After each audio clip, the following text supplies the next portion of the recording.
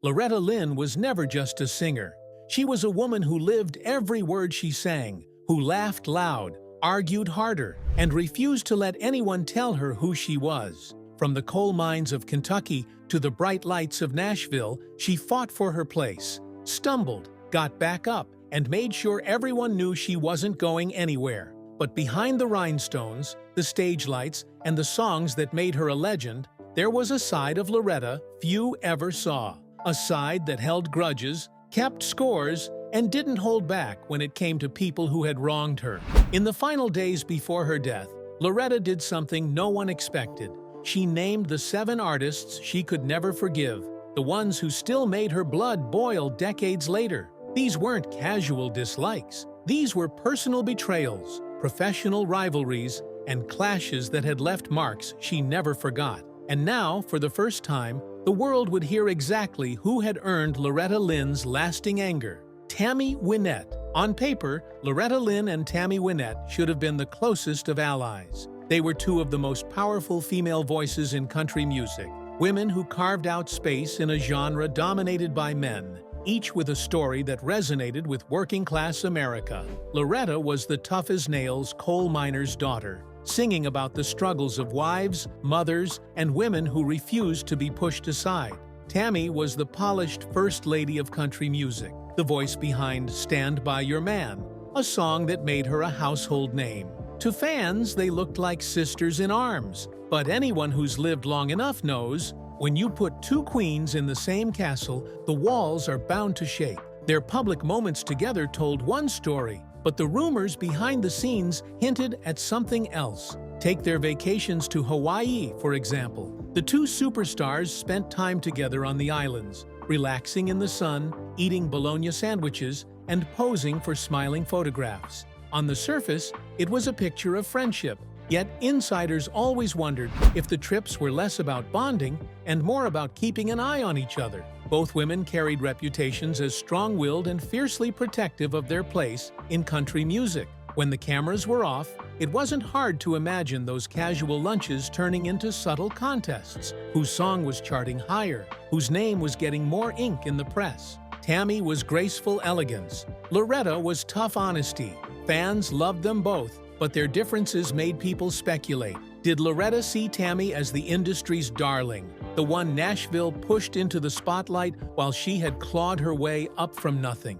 And did Tammy, who often battled fragile health and personal heartbreak, resent Loretta's image as the untouchable survivor who seemed to rise above it all? No one could ever say it outright, but those questions hovered every time the 2 women shared a stage. One of the most telling stories came near the end of Loretta's life. Tammy showed up at the hospital to visit her friend, an image that, on the surface, screamed loyalty and devotion. But those who were there remember how Tammy walked in, still wearing her shiny gown and a fur coat, as though she were arriving at an awards show rather than a sick room. To some, it looked like a touching gesture, proof that Tammy dropped everything to see Loretta. To others, it felt theatrical, as if Tammy needed to remind everyone who she was even in Loretta's weakest moment. Was it friendship?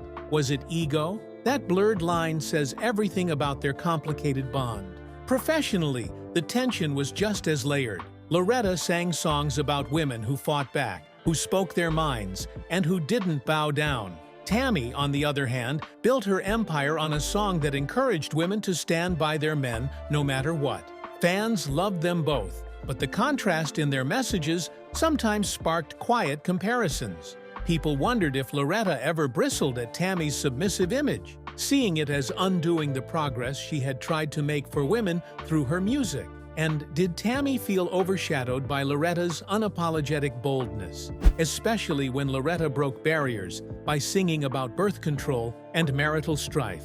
Still, for all the unspoken rivalry, there was affection too. Tammy once called Loretta her favorite girlfriend, proof that there was warmth between them even if competition lurked beneath the surface. But in Nashville, compliments could be as sharp as daggers. Sometimes what was said in public masked a very different story in private. By the time both women had secured their legacies, Fans were left with a relationship that was equal parts mystery and myth. Were they true friends who shared vacations and hospital visits, or rivals who kept each other close because they had no choice? The truth, as always, was somewhere in between. Loretta and Tammy may never have had a dramatic falling out, but the subtle tension, the questions no one dared ask out loud, gave their story an edge that still fascinates fans. And so, when people talk about the artists Loretta Lynn may have secretly resented, Tammy Wynette's name slips into the conversation. Not because of screaming fights or public feuds, but because sometimes the deepest rivalries are the quietest ones, the kind that play out in glances, gestures, and unspoken comparisons. For Loretta, Tammy was never just another singer. She was the mirror, the rival, the friend, and perhaps, in some small way, the competition she could never quite escape. Crystal Gayle. Family ties in country music can be both a blessing and a curse, and nowhere was that more true than in the bond between Loretta Lynn and her younger sister, Crystal Gayle. On stage, they often smiled together, presenting the picture of country music's most glamorous sister act. But beneath the duets and affectionate words was a story far more complicated, one where admiration and rivalry lived side by side. Crystal was nearly 2 decades younger than Loretta, and in many ways, she grew up in Loretta's shadow. Loretta had already carved out her name as the coal miner's daughter by the time Crystal began chasing her own career. From the start, Loretta guided her little sister, even advising her to choose a different stage name so she wouldn't be directly compared. Brenda Webb became Crystal Gayle, a glittering name for a young woman with dark hair that brushed past her knees. A look and style that couldn't have been more different from Loretta's raw Appalachian grit. It was Loretta's way of protecting Crystal, but it also planted the seed of distance. Their music reflected their differences. Loretta sang about hard lives, tough marriages, and the realities of women who didn't have much choice but to fight back. Crystal, meanwhile, embraced a smoother, more polished sound. Crossover hits like "Don't It Make My Brown Eyes Blue" that soared on pop radio as easily as they did in Nashville. Fans loved her sleek image and elegant delivery, but those same qualities stood in sharp contrast to Loretta's no-nonsense down-home authenticity. To outsiders, it seemed natural that comparisons would creep in. The gritty older sister versus the glamorous younger one. There were moments of genuine affection. They appeared together on television, Crystal gushing about how much she admired Loretta, Loretta boasting about her baby sister's talent. But even those sweet words couldn't fully quiet the whispers in Nashville. People speculated whether Loretta ever felt overshadowed by Crystal's crossover success, especially during the late 1970s when Crystal was charting pop hits while Loretta remained firmly tied to country. For some, it looked like Crystal was the modernized version of Loretta, the one the industry could package and polish for a new audience. Did that sting? No one ever said it outright, but the question lingered in the air. Behind the scenes, their relationship carried the normal complexities of family, magnified by fame. Being sisters meant they could cut deeper than anyone else. Crystal once admitted that Loretta's strong personality sometimes intimidated her, while Loretta joked that she had to keep an eye on her little sister. But jokes often hide truths. For every laugh, there may have been a reminder of who came first, who built the path, and who was expected to walk it without forgetting where she came from. One of the most fascinating dynamics between them came from Loretta's role as mentor. She helped Crystal at the beginning of her career, but over time, Crystal's stardom began to shine on its own. She wasn't just Loretta's sister anymore. She was Crystal Gayle, a star with her own sound and image. To fans, it looked like a passing of the torch, but anyone who's lived in a family knows how complicated that can feel. Was Loretta proud? Undoubtedly. But was there also a quiet edge of competition? Perhaps. Even in their later years, when they appeared together on stage, there was always a tension you couldn't quite put your finger on. Loretta, in her rhinestones representing old-school country, and Crystal, in her flowing gowns and floor-length hair, bringing a softer, more contemporary sound. They harmonized beautifully, but some fans swore they could sense an unspoken current beneath the music. And that's what makes their relationship so fascinating.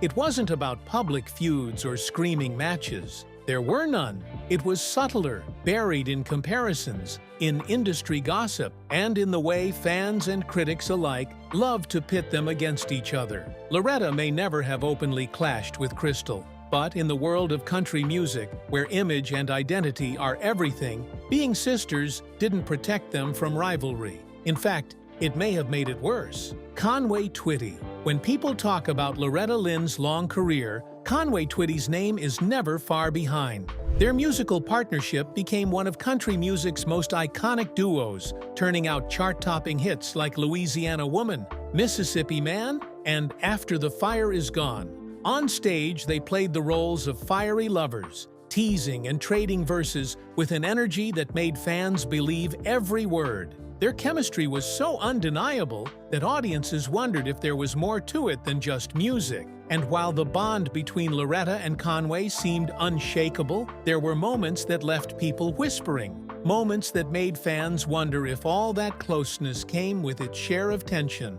Loretta often described Conway as her closest male friend in the industry. She openly admitted he was one of the few people she could lean on during tough times, especially after the passing of her husband, Dew.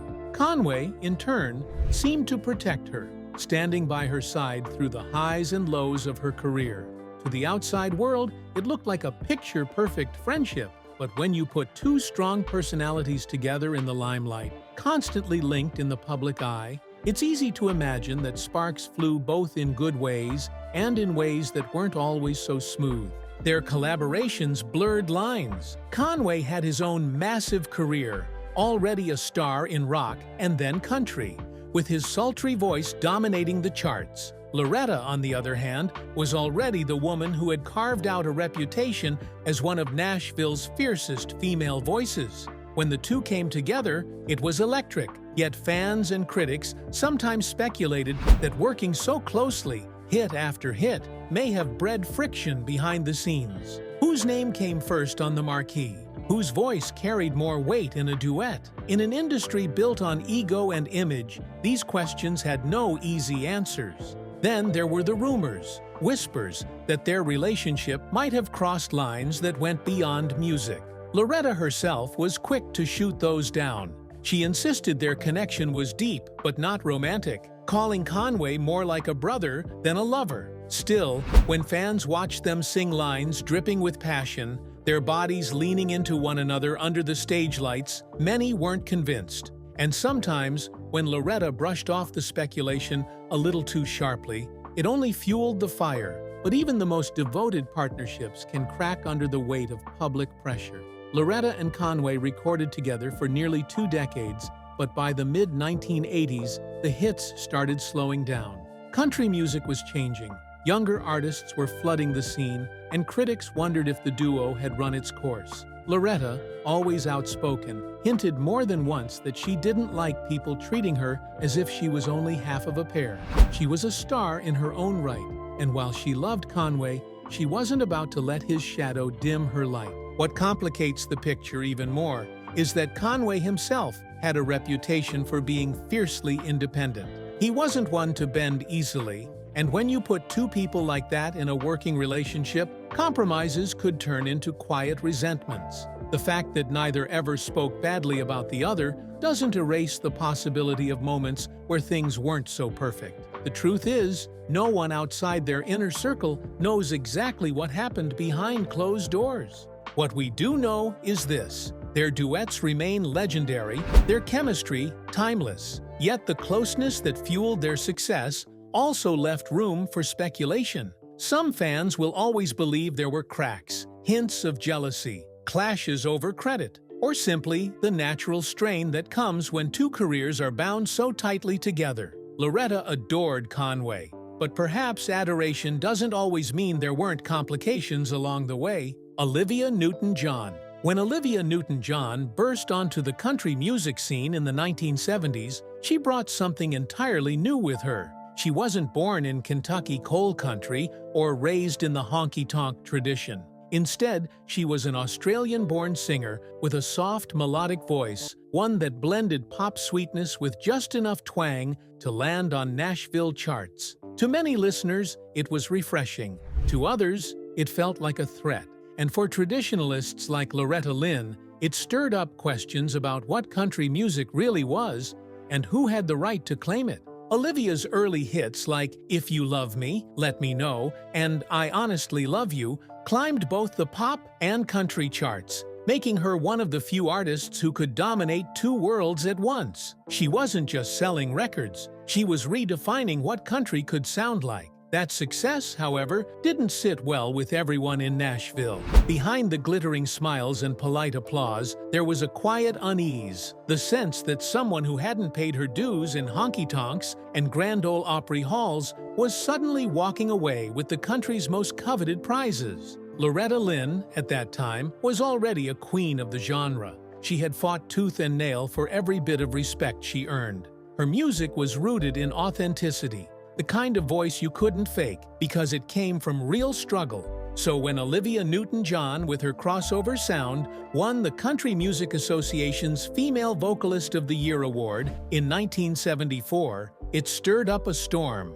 Country purists fumed. Some artists bit their tongues, and some, like Loretta, let their silence speak volumes. There's no public record of Loretta ever attacking Olivia directly, but the tension in the air at that time was undeniable. The CMA win became a flashpoint, sparking debates that stretched across Nashville's smoky bars and boardrooms. Was Olivia opening the door to a bigger audience, or was she watering down the very soul of the genre? Depending on who you asked, she was either saving the country or dismantling it piece by piece. And for Loretta, it had to sting. Watching someone who didn't share the same roots sweep in and grab the headlines. After all, Loretta's songs came from lived experience, coal dust, poverty, heartache, and hard-won victories. Olivia's, by comparison, felt like a carefully crafted melody meant to please radio. That difference, subtle as it may seem, drew an invisible line between them. And yet, there's a strange irony here. For all the unease, Olivia's success also forced country music to grow. She opened doors for future crossover stars like Shania Twain and Faith Hill, artists who blended pop sensibilities with country storytelling. In a way, Olivia was ahead of her time. But in Loretta's era, that forward push wasn't always welcomed. It created an atmosphere where admiration and suspicion often went hand in hand. Fans of Loretta and Olivia sometimes wondered if the two women ever spoke about it, if Loretta ever pulled her aside at an award show, offered a polite smile, masking sharper feelings, or quietly dismissed her behind closed doors. We'll never really know, but what's certain is that their names became part of the same conversation, one that pitted tradition against change. Years later, Olivia would cement her legacy with Grease and Physical, stepping fully into pop superstardom. Loretta, meanwhile, remained the torchbearer of Nashville tradition, still writing songs about the women who looked like her, lived like her, and worked like her. Their paths had diverged entirely, but that early moment in the 1970s left a mark. Merle Haggard. When people talk about the backbone of country music, two names always rise to the surface: Loretta Lynn and Merle Haggard. Both came from nothing, clawed their way up, and used their music to tell stories that millions of Americans recognized as their own. Loretta sang of the struggles of women, of love and betrayal, and of surviving a world that wasn't built to be kind. Merle sang of the working man, the ex-convict, and the restless spirit who didn't fit neatly into society's rules. They were kindred souls in many ways, which is exactly why their relationship was never simple. Haggard's music carried a defiance that mirrored Loretta's. Songs like Mama Tried and Okie from Muskogee weren't just hits. They were anthems for people who felt overlooked and unheard. Loretta, at the same time, was shaking Nashville with bold songs like The Pill and Don't Come Home a-Drinkin'. Both artists pushed buttons, both challenged norms, and both weren't afraid to stand alone against critics. That kind of strength builds respect, but it also builds tension. Because when two trailblazers walk side by side, one always threatens to cast a shadow over the other. Loretta and Merle shared the stage more than once, and fans who were lucky enough to see it remember the electricity. There was chemistry, yes, but also something else. A guardedness, perhaps, or an unspoken boundary between them. Loretta, fiercely independent, wasn't the type to bow to anyone. Merle, equally proud, wasn't the type to take second place. Put them together, and the air seemed to thicken. There were whispers in Nashville about what might have happened between them. Nothing scandalous, nothing headline-worthy, just the subtle cracks that form when egos, reputations, and different visions for country music collide. Some said Loretta bristled at Merle's sometimes conservative stance, particularly when Okie from Muskogee was seen as a jab at the counterculture movement. Loretta, after all, was known for speaking her truth, even if it ruffled feathers. Others hinted that Merle might not have appreciated Loretta's boldness in a genre where men were often expected to lead the way. Whatever the case, those rumors stuck. And yet, the respect was always there. Haggard himself admitted in interviews that Loretta was a force of nature, someone who couldn't be ignored. Loretta, too, acknowledged Merle's genius as a songwriter and performer. But respect doesn't erase friction. Fans could sense it, that tension that gave their shared moments on stage an edge, as if neither wanted to give the other the upper hand. It's worth remembering that both Loretta and Merle carried heavy personal lives behind the music. Loretta endured her volatile marriage to Do, while Merle lived through prison time, multiple marriages, and battles with addiction. Two people with scars that deep don't always mix smoothly. They admire each other, yes, but they also recognize pieces of themselves in the other. And sometimes that mirror is uncomfortable. In later years, as both became legends, the stories softened. Loretta would speak warmly of her contemporaries, and Merle, too, mellowed with time. But for those who watched closely, there were always those little moments, the clipped remarks, and the cool distance that made fans wonder if something more lingered beneath the surface. That's the thing about two giants sharing the same stage. They don't need to fight openly for everyone to sense the rivalry. With Loretta and Merle, it was all in the subtext. A sideways glance, a stiff smile, or the simple choice not to mention the other's name too often. Subtle, but telling. Reba McEntire. When you think about the queens of country music, two names rise quickly to the surface: Loretta Lynn and Reba McEntire. Both women, in their own eras, carried the genre on their backs. Reba became the fiery redhead of the 80s and 90s, blending tradition with a new sound that made her a superstar across generations. But when two queens reign in the same kingdom, the crown can feel heavier, and the rumors of rivalry become impossible to ignore. Reba has often spoken with reverence about the trailblazers who came before her, Loretta included. She credited women like Loretta, Tammy Wynette, and Dolly Parton for breaking down barriers so that she could step through the door. But admiration doesn't erase the subtle lines of competition. By the time Reba was filling arenas and stacking CMA awards, talks began about whether Loretta felt her throne being rattled. After all, Loretta had been Nashville's boldest female voice for decades, and here came a younger star with a powerhouse voice, glamorous styling, and the kind of crossover appeal Loretta never chased. Industry insiders remembered moments that fueled the talk. At award shows, their polite exchanges sometimes felt cooler than expected, as if two different worlds were brushing against each other but never truly blending. Reba often represented the new Nashville sound, while Loretta, grounded in her honky-tonk roots, carried the grit of an earlier time. Neither approach was wrong, but they stood in such stark contrast that fans couldn't help but speculate about what each woman thought of the other. Then there were the inevitable comparisons. When Reba scored massive hits with songs about heartbreak and resilience, Whoever's in New England or Is There Life Out There, critics drew direct lines back to Loretta's storytelling style. Loretta had been tackling those themes decades earlier with songs like You Ain't Woman Enough and Don't Come Home A-Drinkin'. Some wondered if Loretta felt overshadowed, watching a younger artist reap praise for a brand of honesty she herself had pioneered when Nashville wasn't ready to hear it. Fans, too, added fuel to the fire. Country music has always thrived on the idea of rivalries, whether real or imagined. and Loretta versus Reba made for a tantalizing narrative. Reba was the fresh face of the genre. Loretta was the seasoned legend whose authenticity could never be duplicated. Even when neither woman said a word, the public read into every smile, every glance, and every interview answer that left just enough space for interpretation.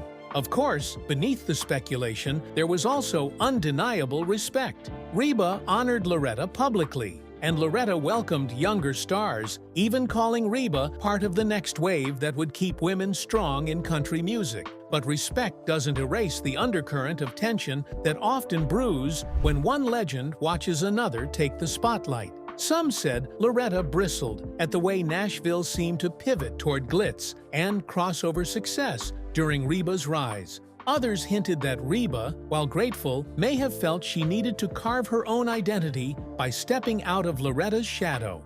By the time they were photographed together at industry events in later years, the tension seemed to soften, but fans still remembered it all. The polite smiles, the careful words, the sense that while they shared the same stage in the country's history, they were never truly close. Loretta, fiery and unfiltered, and Reba, polished and commanding, were like two parallel lines, always moving in the same direction, but never fully crossing. Johnny Cash. When you talk about the giants of country music, Johnny Cash is always at the table. His booming voice, his outlaw image, and his larger-than-life presence made him more than just a singer. He was a cultural force. Cash and Loretta moved in the same circles. They both dominated the charts through the 1960s and 70s, and they both pushed country music into places Nashville wasn't always ready for. They were different, yet cut from the same rebellious cloth. That's what made their interaction so fascinating to fans and what kept the rumor mill spinning.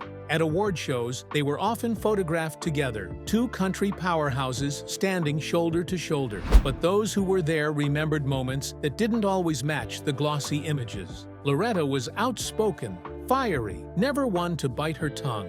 Cash, on the other hand, carried an air of mystery, with a charisma that could fill an entire room. Sometimes, that mix created sparks, good and bad. People whispered that behind the polite smiles, there were occasional clashes of ego. After all, it wasn't easy to share the stage when both names carried so much weight. Then there were the stylistic contrasts. Cash's music leaned darker, painting pictures of sin, struggle, and salvation, while Loretta's lyrics drew from everyday life, especially the struggles of women. Some fans speculated that Loretta thought Cash's rebellious image overshadowed the hard work it took for women like her to be taken seriously in Nashville. Others suggested that Cash, who was always guarded about his public image, may have found Loretta's blunt honesty a little too raw at times. Their performances together added even more fuel. On stage, they had undeniable chemistry, Cash's deep baritone blending with Loretta's sharp, soulful twang. But like many duets in country history, the magic sometimes carried an undercurrent. Fans could sense it. Admiration, yes, but also something more complicated. Two powerful personalities, neither willing to shrink in the other's shadow. The whispers grew louder during the 1970s as Cash became not only a superstar, but also a television host with The Johnny Cash Show. Loretta appeared on the program, and while the episodes were all smiles and laughter, some insiders hinted that not everything was smooth behind the scenes. Was it creative differences, a clash of personalities, or just the natural tension that comes when two legends both expect to command the spotlight? Nobody ever said for sure, but the speculation was enough to keep tongues wagging. By the later years, as both stars settled into their legendary status, the edges seemed to soften. They appeared side by side at tributes and Hall of Fame ceremonies, their mutual respect undeniable. And yet, the memories of those earlier years, the glances, the rumors, the quiet competitive energy, still lingered for fans who had been watching all along. That's why, when people talk about the artists Loretta may have kept complicated feelings toward, Johnny Cash's name sometimes slips into the mix, not because of any grand feud, but because of the way their paths crossed again and again, always with just enough tension to make people wonder. They were too similar in their defiance, too commanding in their presence to ever exist without some kind of friction.